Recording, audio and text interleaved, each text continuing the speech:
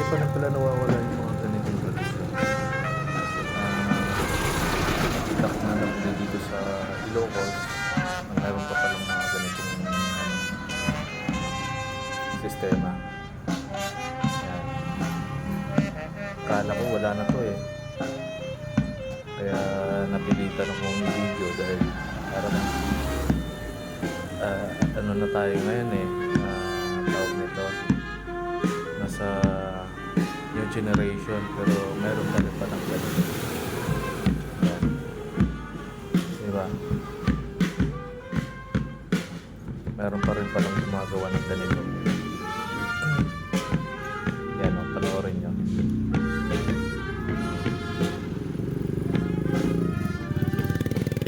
Sa Ilocos po yan guys.